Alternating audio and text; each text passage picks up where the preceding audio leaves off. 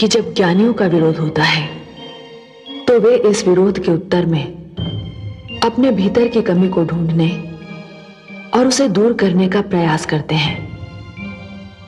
किंतु जब अज्ञानी किसी विरोध का सामना करता है तो वो अहंकार के कारण अपने अंतर के सारे प्रवेश द्वार बंद कर लेता है, क्रोध को अपना अस्त्र और अहिंसा को अपनी ढाल बना लेता है।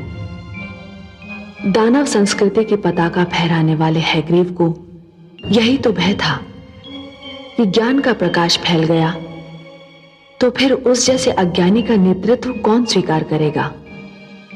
मैंने उसके मृत शरीर को ध्यान से देखा तो मुझे लगा कि यह किसी दानव का नहीं, यह तो एक प्रवृत्ति का मृत शरीर है जो हर युग में ज्ञान का मार्ग रोकने का प्रयत्न करेगा और हर युग में उसका यही परिणाम होगा। परंतु हैग्रीव जो भी था, जैसा भी था, एक माता का पुत्र था और माता तो मैं भी हूं। इसलिए मैं उसकी माता दनु के दुख से दूर कैसे रह सकती हूं।